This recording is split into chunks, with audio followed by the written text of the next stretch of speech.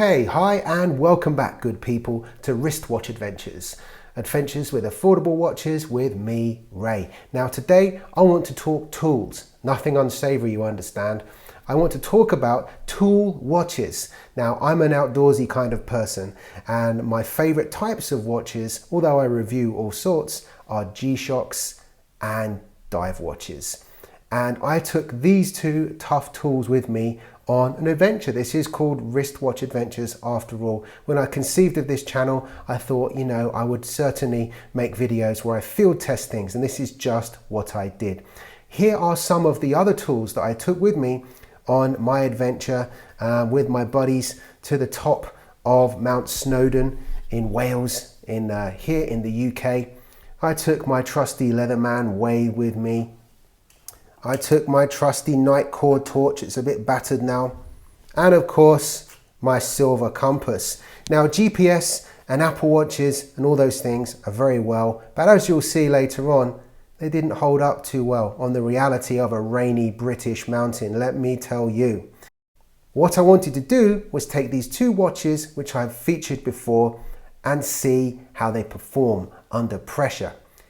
Now it has to be said, although the Casio, of course, is pretty much indestructible, this G Shock GW5000U, fantastic in terms of its tough solar and its multiband 6. But interestingly, on the mountain, I found that with gloves on, the pushers, they're just too small, really. So I used this to time and keep a running time of our climb, our ascent and descent.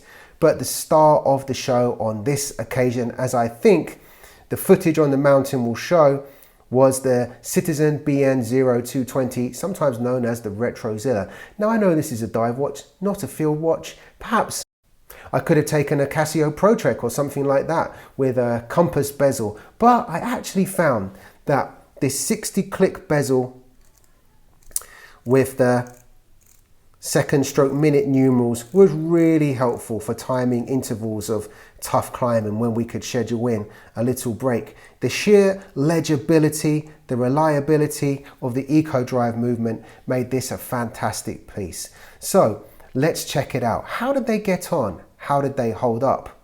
Let's roll the footage and get into it.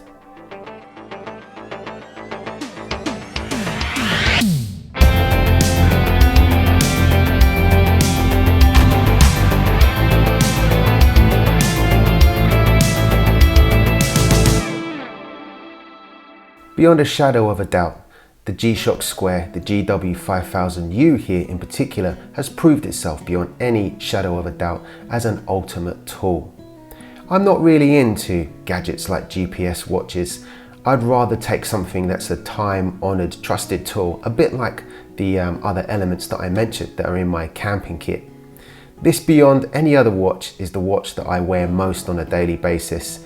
It's almost become a tick for me to throw it in my bag wherever I'm going, may it be at the gym or on an outdoor adventure just like this one. If you're enjoying this video, please do like and consider subscribing. It really helps the channel out.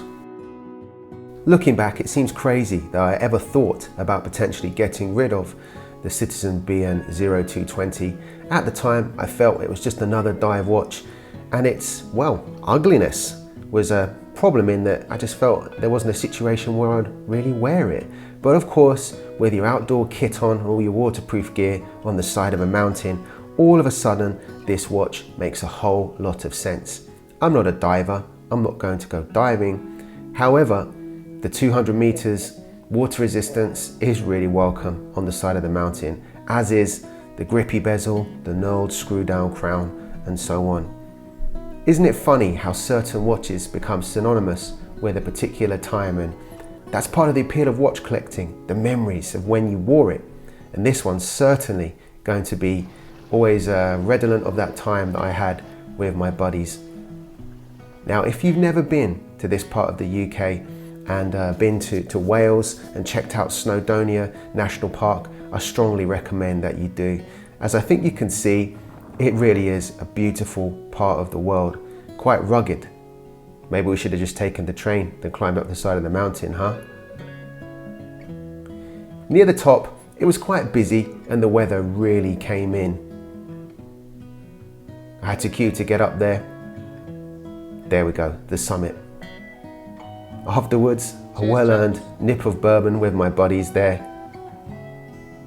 And I took some quite satisfaction in knowing that my watches that I brought with me were absolutely faultless in the wet and really windy weather. Whereas my friends' Apple watches, well, they stopped functioning halfway down when the weather really came in. That's the thing, isn't it? Those gadgets are all fine until you take them into a tougher environment. This Citizen really flourished in that environment. It was such a beautiful weekend adventure. And taking the right tool for your adventure, I think, is really part of the fun with this hobby of collecting watches. All in all, a fantastic time. Great buddies, great laughs, great watches.